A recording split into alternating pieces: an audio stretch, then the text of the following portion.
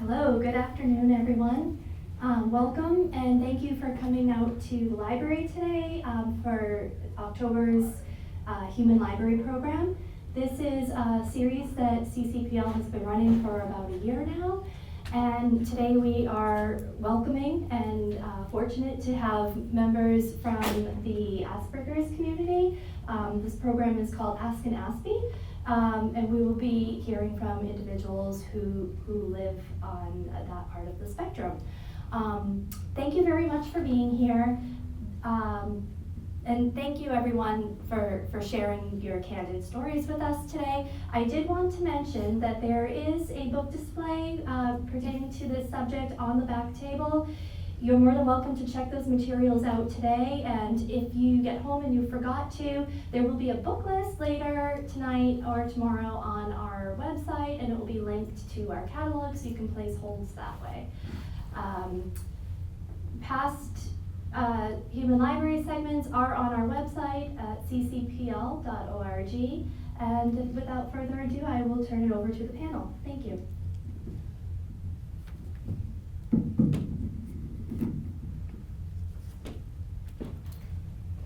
So we can start by introducing ourselves. My name is Melanie Wiley. I'm a student at MUSC. I received my diagnosis about 2 years ago and have been doing advocacy work since then. Hi, my name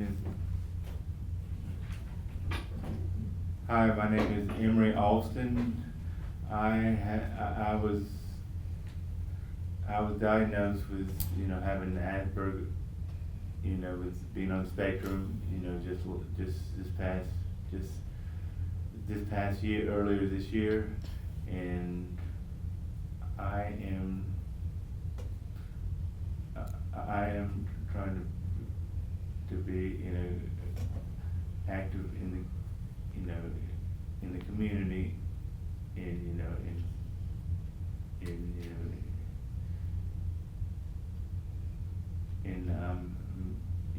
Tony's group, and I'm trying to advocate to the public about,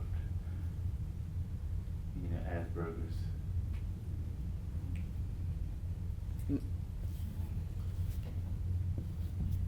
My name is Danielle Woolridge, and I'm 29 years old. I got diagnosed with autism at the age of 5, and I've been an activist for like 10 years, and I've been speaking in a panel for like 2 years now.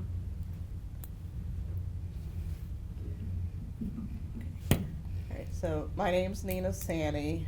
I was first diagnosed when I was 25 years old. I'm now 29, so it wasn't that long ago, only about 4 years ago. I was diagnosed when I was in my Master of Social Work program at Winthrop. And since that time, I'm very passionate about assisting people with social difficulties, both in my personal and professional life.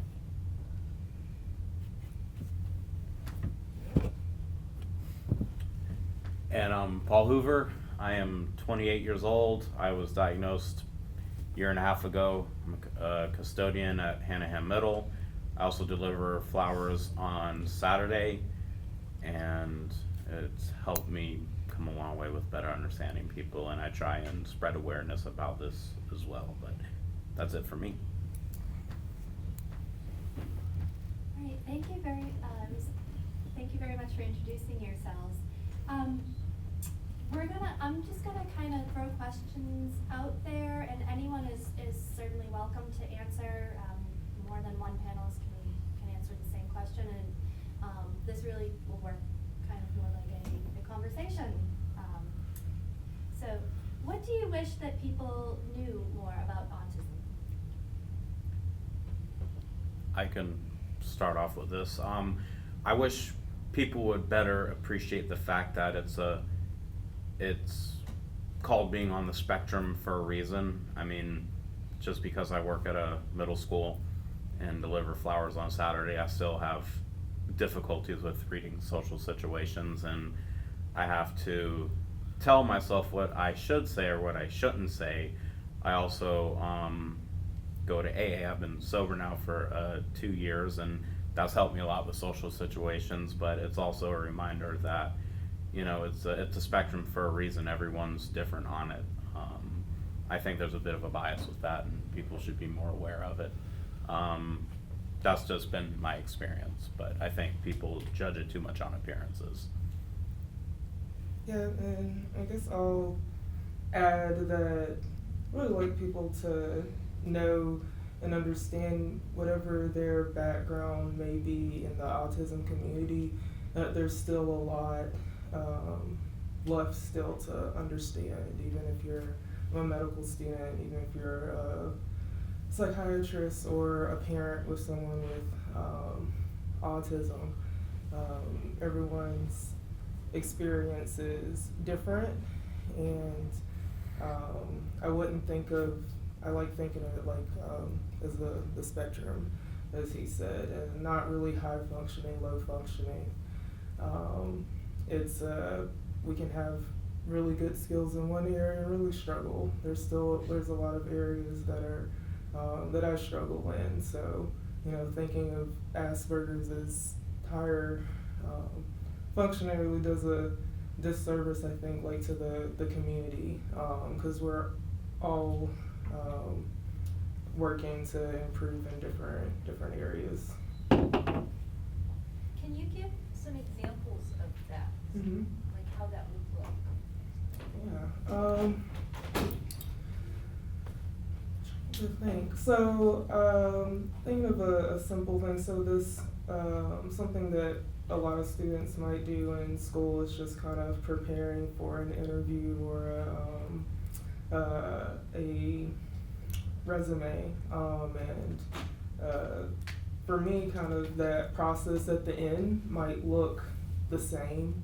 The outcome, there might be a difference there, or even kind of like now I'm talking, and you might not see a big difference in how I'm presenting myself compared to someone that's neurotypical. But I think the processing that it takes to be prepared for interactions with people, to talk in front of people, was, for example, now, you know, have to think about volume, my speed, clarity, you know, the words, and it takes there's a lot of that's going on in the background to compensate and try to get those social skills to a level that it's easier to navigate. Thank you. Nina, you were nodding your head. Did you want to add to that, or? Well, just like the part about how we were like, what is it that we feel like people should know about autism? I feel like there's a lot of false information out there about autism, and I just feel like it's very important for you to, like, sometimes like not make assumptions and to ask the person with autism like themselves. Like, I've read this about people with autism, like, is this true for you? Can you explain like how this might impact you? And I was talking about, like, on my last panel that I was on, that the best counselor that I ever had was someone who would always like check with me, like, read this about autism, like, how does it impact you? And just like a back and forth conversation is really helpful for people with autism. You mentioned that there's a lot of misinformation out there. Could you elaborate on that and maybe give some examples of some misconceptions? Well, one thing, and I know some of the other panel members can speak to this too, is that some people believe that like people with autism don't have empathy, and you know, I'm a very sensitive person, and many of our panel members are also very sensitive people as well. The way how like people with autism like show their emotions might be different at times too. Sometimes they might be like overstimulated and have difficulty expressing what they're feeling in the in the moment.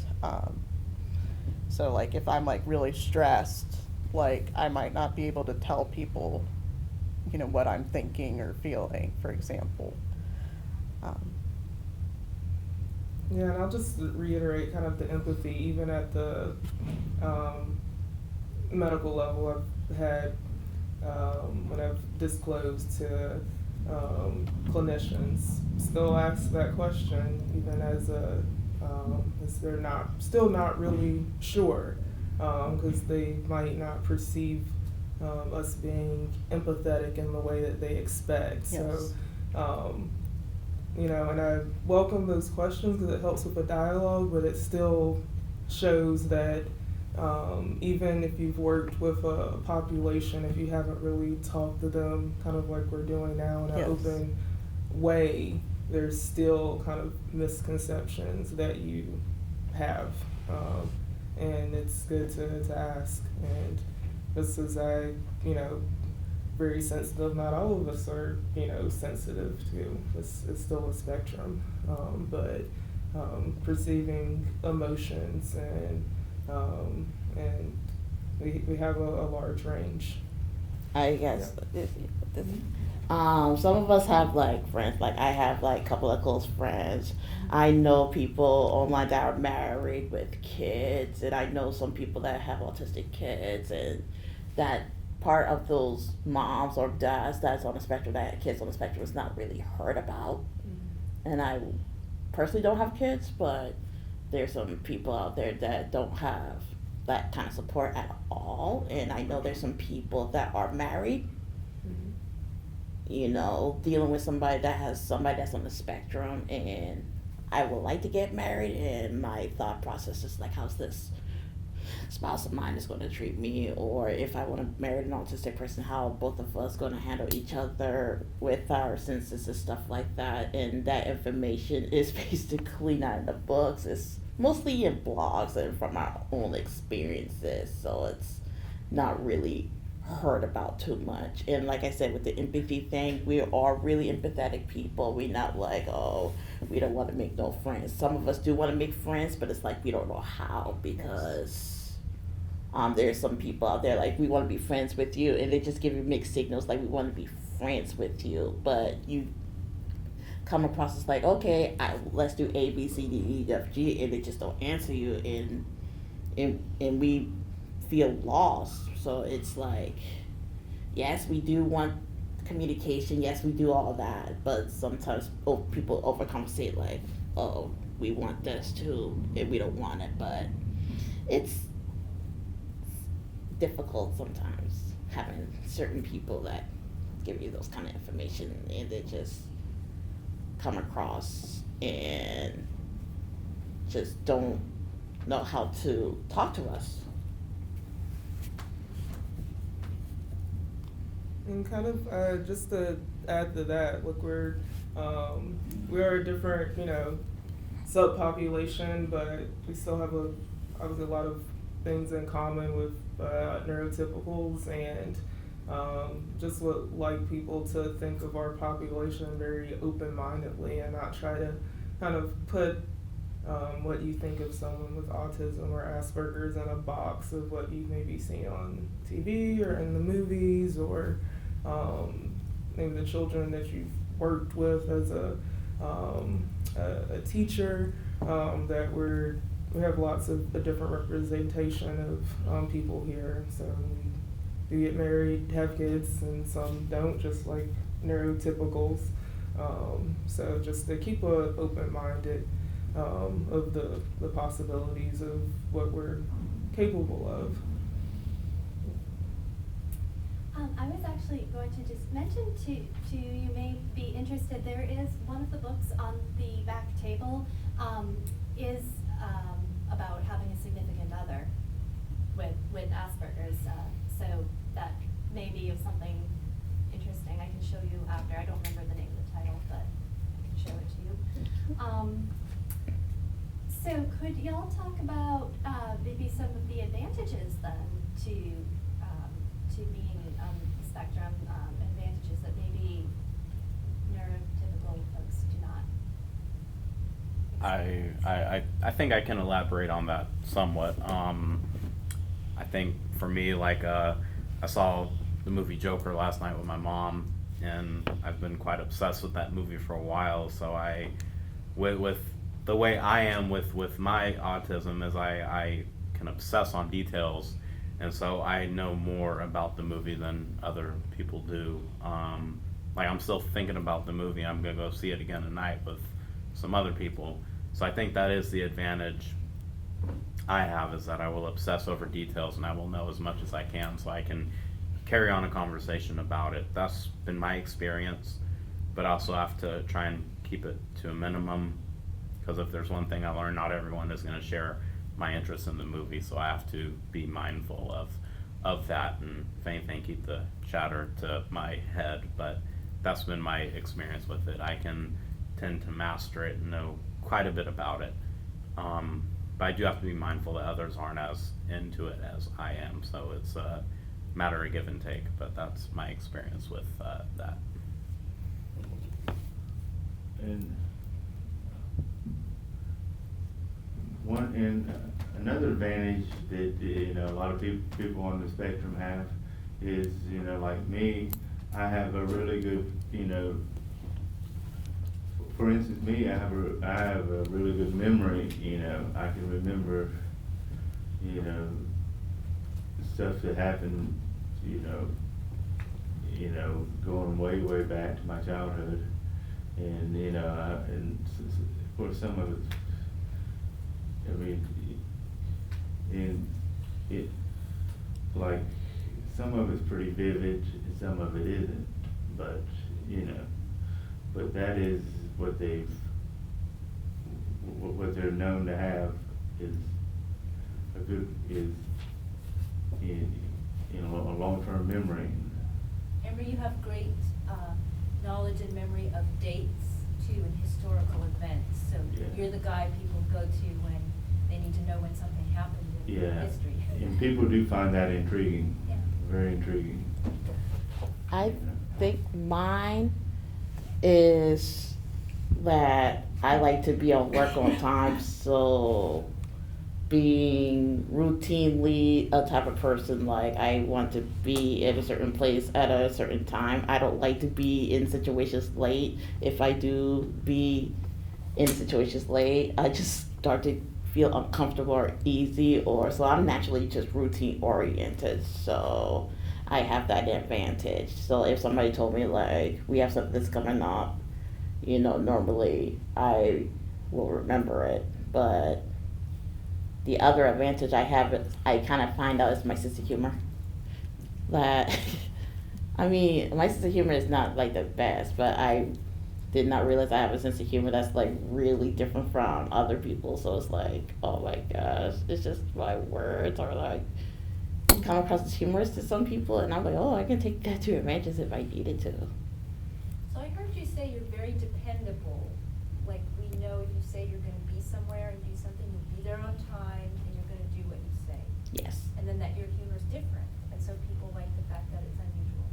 And loyalty, because I'm really a loyal person. Like, I've never been the type of person like, I will call you, like, I will text you, I try to be on top of people. I've never been the type of person like, oh, like, I don't not call them and say I'm not going to show up. Like, I let them know. So I'm naturally just a type of person when it comes to stuff like that. Sound like a good friend. Thank you. Well, I was just thinking when it comes to the memory part that I've always been very good visually. Like back when I was in high school, I remember I was able to I have like a visual, a photographic memory, and I could like study like my notes, and like I could memorize I could see the page exactly how it was, and during like my test, I would write out my notes, as if like, because I could still see like the page of the notes in my mind as I was writing stuff out, for test. And like my teachers thought I was a genius, back in high school, but it wasn't that, it was just, I was just, gifted, when it comes to seeing visual memory, like visual images in my mind. And like I've always, like, over time it's still like I'm a strong visual thinker, and so like I can communicate best in writing, and I remember information best that I see. So that's also why I also recommend that people like put information in writing to me ahead of time, because I can think through things better if I write it out versus like if I'm talking to you on the spot sometimes. So that's what I wanted to share about that. And I kind of want the comment on the memory. So I'm a medical student. That wasn't so helpful for me. So I'm kind of the opposite. I'm a very concrete learner. So when I get a subject, I really want to spend a lot of time to really know it. I don't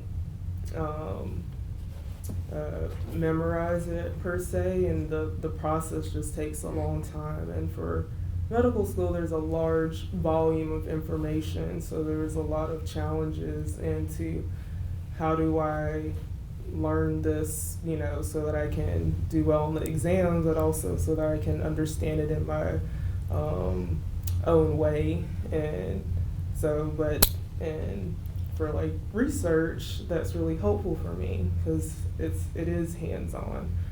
So if you show me how to do a procedure once or twice, I process it, I write it down, and it allows me to work independently. So it really, it's like an example of, it kind of depends on the situation. For medical school, I really struggled, and I think of more as a low functioning, struggling student.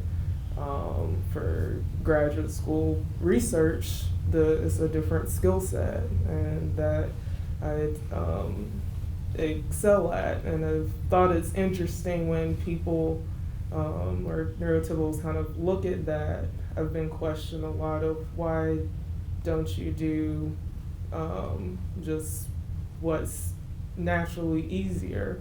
But I think it's okay to do something that you're struggling with. And I think, I don't want to speak like for everyone, but we struggle a lot with a lot of different interactions. So it's just kind of a part of our development and interaction.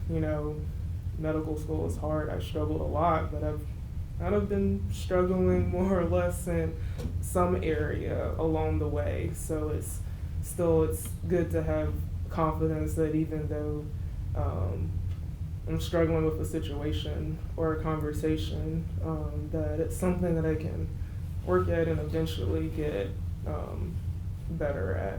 So enjoy research, and I enjoy medicine, and it's okay if one of them I'm naturally maybe a little bit more good at, another one I struggle with. I think it's okay to do something that's challenging. Yeah. I agree, and wow, so that's actually really interesting that two of you who just spoke have kind of different advantages and different approaches when it comes to school and studying. On that note, what are some school or work accommodations that are helpful or would have been helpful in the past? If anyone else wants to. Yeah.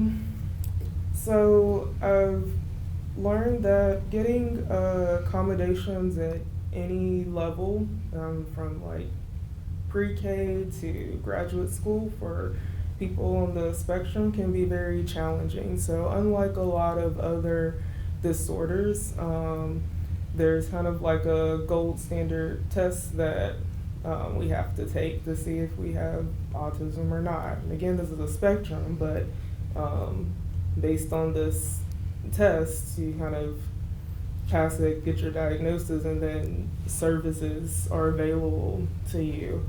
But there's a lot of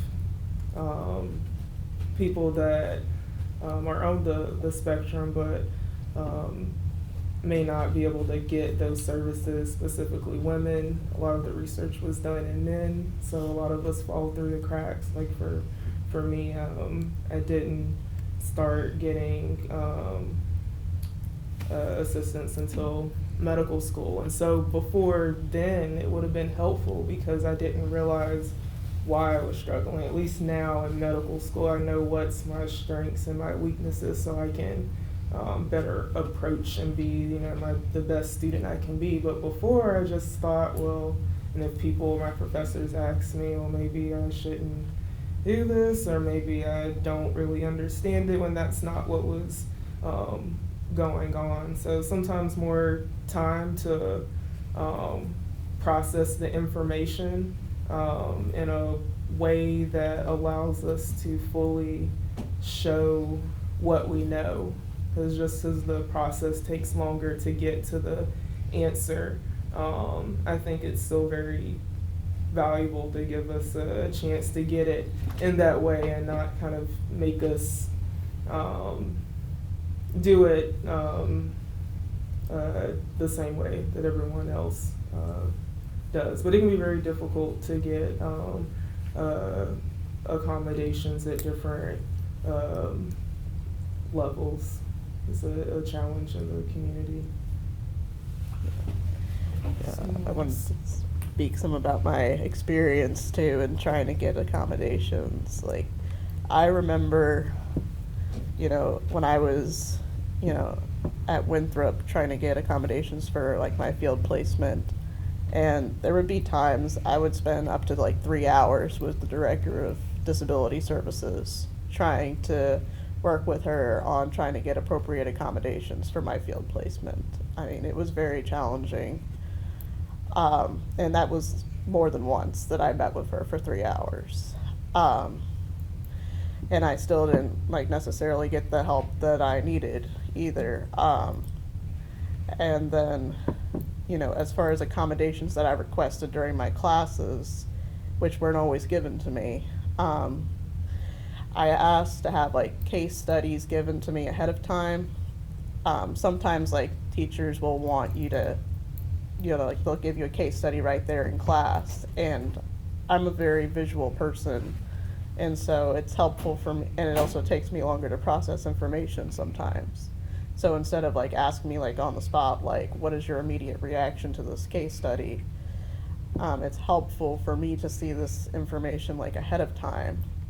Also, I struggle with initiating conversations in group settings.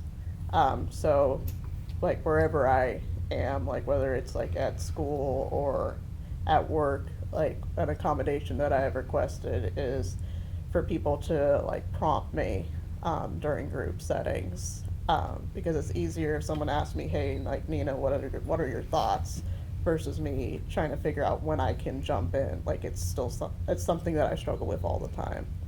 So to give you a few examples. Yeah, and I want to say, even with organizations that do a really good job with accommodations, there's still that advocacy piece on the part of the student that can be a barrier. Even if I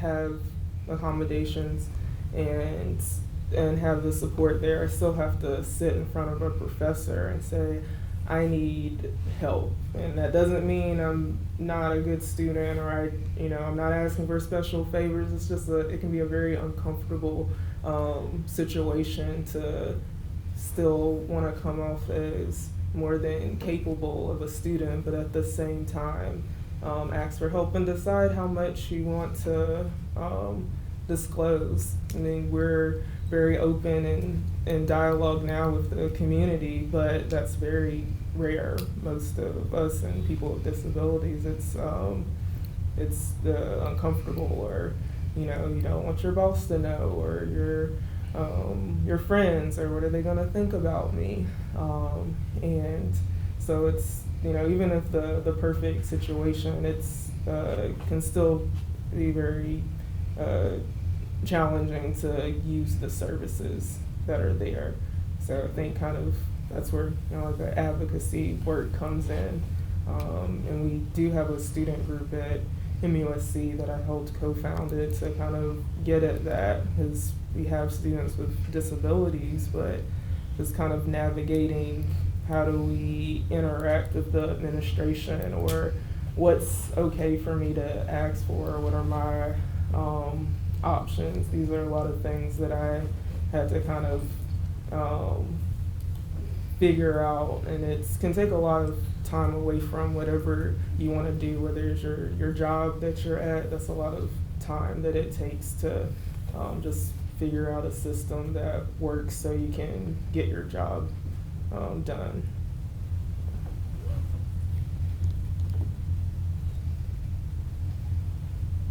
Millie, what's the name of your organization that you co-founded for the folks at MUSC? Yes.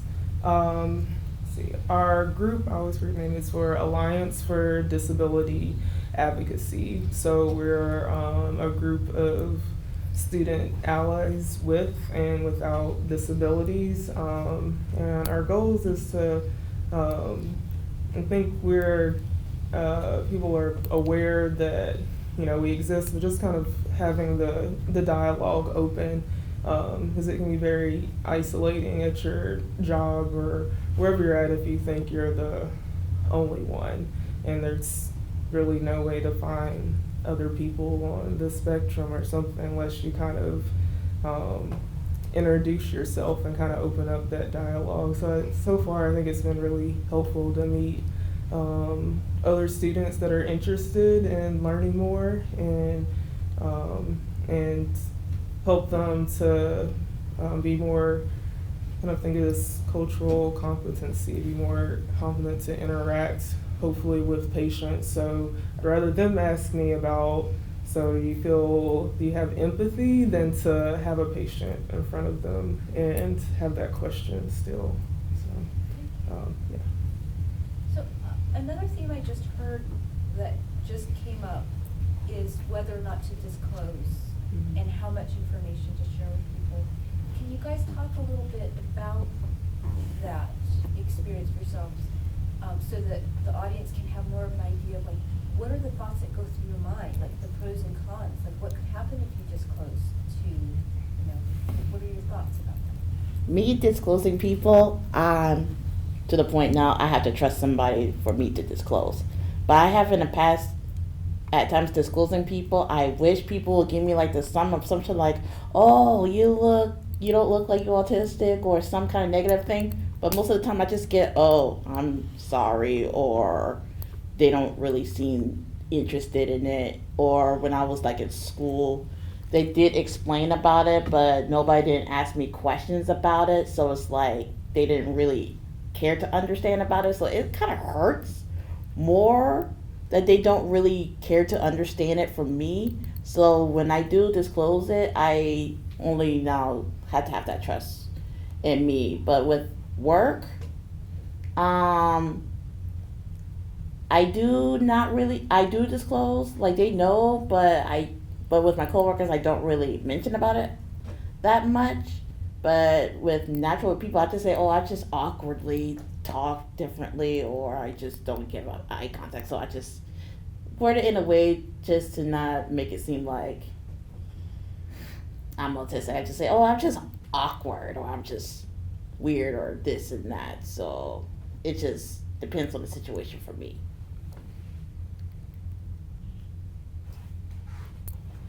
Paul, have you ever had any worries about disclosing, or have you always just disclosed it? And how has that worked for you, the way that your approach that you take? When it came to disclosing, I did that recently when I got my job at Hanahan Middle. I showed the paperwork to the principal who interviewed me. I told him I'm more than capable of doing this job. It says I'm letting you know that I have some quirks. I'm trying to make you uncomfortable or anyone else. This is part of my thought process. I also told it to my boss because I felt it was pertinent that he knew that. But I think, like Danielle said, you have to show discretion. I think what Melanie touched upon, and Nina and Marie, you do have to use discretion. I'm very thankful, though, at my job I did so. I'm very good at my job. I'm very meticulous at it. I made Employee of the Month at my job, so I'm very good at it, and in this case, I'm thankful that I did show the paperwork to my boss, because it has benefited me. And I think from my experience, the world is much more tolerant and accepting of whether it's autism or any other kind of mental situation you're going through. That's been my experience. I think for me, it's my responsibility to try and better myself and to better understand the world around me, because it's just the way the world is not always going to be warm and forgiving, so I have to do the best that I can and to protect myself. But yeah, just show discretion, I think, is what I'm trying to get at. But yeah, that's been my experience with that. And I guess for me, definitely with friends, there's usually a point where there's some aspect of myself, and disclosing is more kind of just like getting to know me. It's like I disclosed I'm also from North Carolina. It's just it's a fact about me, and telling you that part will help you get to know and understand a little bit better.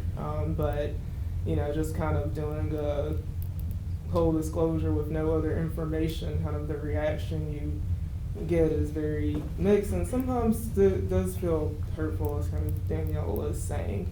I don't think it's a compliment to say, like, oh, you don't look like you have autism. Like, that's a negative thing. How am I supposed to look if I did? Or what's your special thing that, I'm in med school, so I must have some super skill or something that I'm extra good at, or something, like there's some superpower, so you kind of get that, or just kind of don't really know much about it, and so just kind of, what does that mean, or what does that have to do with our friendship or with school, or so it can definitely be challenging, just when I think it's normal for most people to go through a process where you're getting to know yourself and describing, but I think we get in positions more where we're having to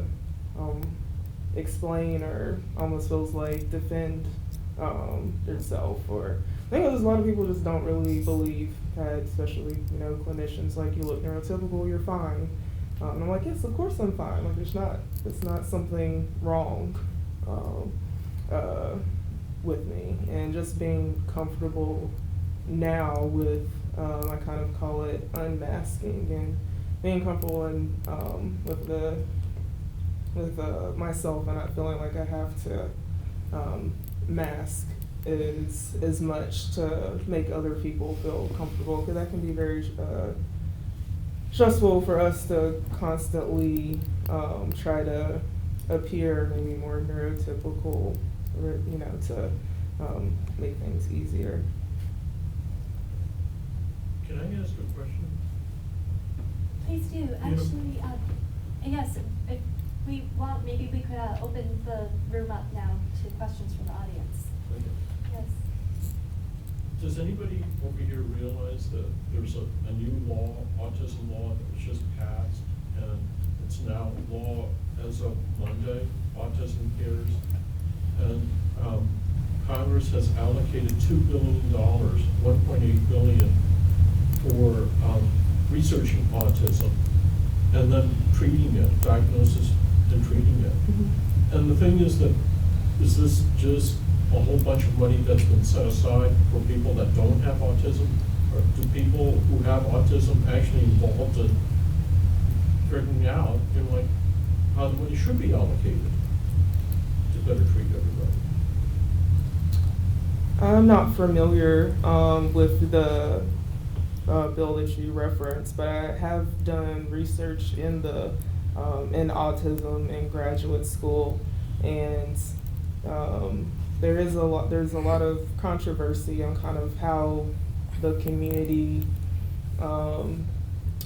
there's a lot of controversy in the community in general of even versus a cure, which is very negative to a lot of us. It comes from a lot of parents that are very, that just want kind of like the best for their kid, versus, for me, it's more of an understanding. So again, kind of what makes us different, and how can those differences be used in a way to help us succeed. And so just kind of curious to see how the conversation goes with how that money should be used, because there's a lot of people that want to see this as a condition, a diagnosis that needs to be corrected, or disagree with, and then but there are things that can do to help, but You know, a lot of these decisions are made by people that don't have autism. yeah. And the thing is that most of the people who have autism don't even know that this money has been set aside for people like you and people to help diagnose autism and treat them, and even in rural settings elsewhere. But it's an awful lot of money, $1.8 billion, that's just been signed into law by Donald Trump. And it's available. And this is the time that you could shape how that money is going to be spent. I wish like the money shouldn't be about the cure, because the whole cure thing is like, it's bad. I mean, ABA, for example, is like one of those quote unquote treatments that I personally don't agree with, because it's like telling like a kid a bad behavior and say, yay, you did a good job for that behavior that you can't really control. Like if they flap in their hands and they treat them like that's wrong, and in their mind it's like, this is not right and it feels wrong, then, and they feel more robotic in a way, and I feel like it's wrong. And for somebody like me, sometimes it's like self-consciousness, like I need to act a certain way, and I used to want, like, thinking like a cure is going to take away, but it's part of me. Like, it's like me being like African American, you can't erase that part of me out, so it's wrong for me to take it away, something that I have since I like when I was born or naturally born with. I wish the community has like a shelter for people like us that don't know the resources. I wish there's more resources, like job resources, money resources, because Social Security, with my personal experience with Social Security, I don't even get like the high rate of Social Security back then, because I can do those things. Like I can work and I can do those things, but at the same time, it's hard at the same time to be disabled. But since I can do those things, it's like, where does it lie? And it's kind of controversial in a way that it does dampen us, and our voices are not heard. It is voices from parents that have little kids being like, poor me, my child has this. And it's like, my mom has been raising me and my sister since she had both of us, and we turned out like okay and everything like that. And so in their minds, they think like, oh, my son or my daughter, we can fix them. And that child be like, wow, I'm hurt, even if they can't speak. It's all about like patience. I wish we had more patience instead of just, just get rid of something that we can't fully control. And I know I sound like don't make any sense. And that's part of something that people need to understand, that they just need to understand that we have voices too. And some of us are not nonverbal, but there's so many ways to communicate now with tablets. Tablets out there, they need to give out tablets, free tablets for people that cannot speak, have people that have service dogs to maneuver like in a grocery store. That should be a thing. But the whole like money thing, I'm a little bit nervous what's going to happen, but we just had to figure out some other options other than just finding like a cure or finding other like treatments to get rid of the disorder. So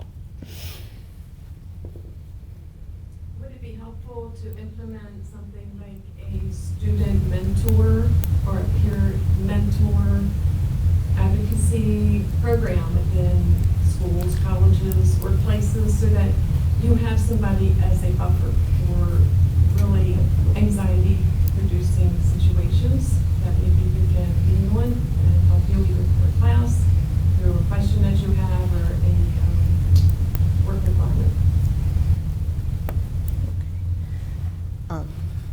So, as you know, I graduated from a Master of Social Work program at Winthrop, and as part of my final requirement for my program, I had to take a class called Capstone. And as a requirement for that class, I had to write a 20-page paper and give a 40-minute presentation. And I chose to write my 20-page paper about creating social supports for college students with autism. And, you know, so I wrote about the history of autism, and then like all the research behind that supports why there could be a system of social supports like peer mentors for college students with autism. And so that's something that I really believe in, is seeing, like, even just like the way how I wrote it out as to the intervention would be that it would be like just like a back and forth exchange, that they would talk together about what, like the autistic person would talk with the peer about what it is that they're struggling with, and that they would work together and collaborate together to determine, you know, what would work for them.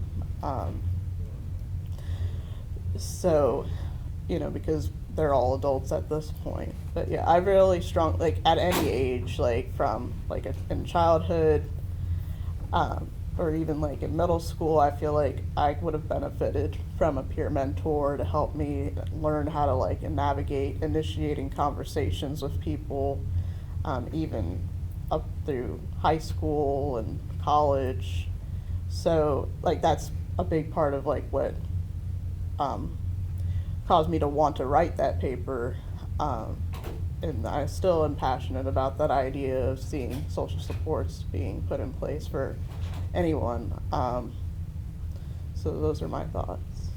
For any of you who have been a mentor, how has that experience been for you? Because I know some of you have taken on that role to mentor either younger people or peers. Yeah, so I can talk about kind of being mentored and being a mentor. Both is helpful to kind of have a shared experience.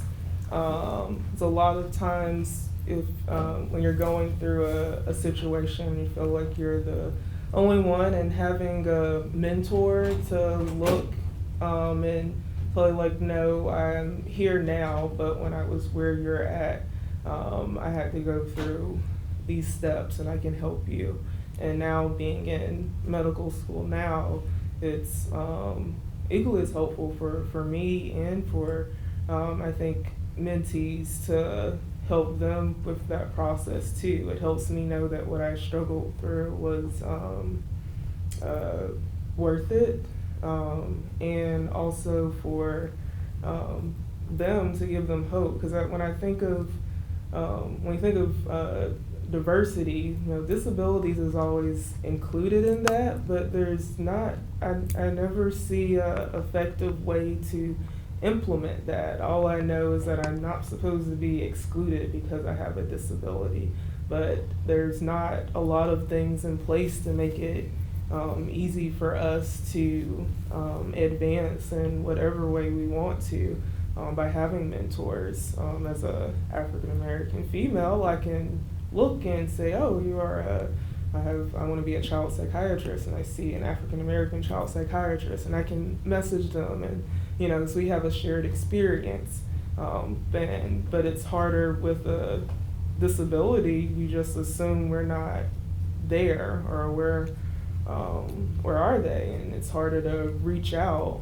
So I think kind of the panel that Tony started and we're here, we can at least start with, us and reach back to people, but there's still a big need to have mentors for us that are already where we want to be. For part of it is just kind of hope, because it's hard if you feel like you're the first one. Yes. And a lot of times you're not. I know I'm not the first, but a lot of times you're the first to openly disclose. So, so you're the first maybe person that the university has had to interact with and stuff. And I think that's kind of where we're at with a lot of our jobs and stuff. We're at that struggle of maybe there's a lot of awareness now, so we're opening up the dialogue, but now we're kind of the first to really interact with the system and stuff. So yeah, having mentors, in any field, networking is invaluable. And for us, our experience is so different. It's helpful. I know for me, the biggest reason I think for my success was my mom was my mentor. No, I didn't get a diagnosis until med school. My mom is on the spectrum, and she didn't get her diagnosis until she was 40 in grad school, but we had that shared experience. So even though she didn't know it and I didn't know it, she had the same challenges that I had and helped me navigate that so that I was able to use those skills, and it got me very far. But that's very rare, and that's a blessing. But that just shows that when you have a person with a child that just understands them and kind of their viewpoint on the world, it can be really helpful just to kind of say yeah, I get that, and I understand, and that happens to me, is helpful. So really big fan of mentoring. Does anyone else in the audience have any questions or anything they would like to contribute? Well, I think that, there's been a lot of themes in today's conversation of advocacy and awareness. And so I just wanted to point out that y'all being here today and recorded is, of course, a big part of that. And so thank you from the bottom of my heart for being here. I really enjoyed it, and I hope everyone else did too. So thank you.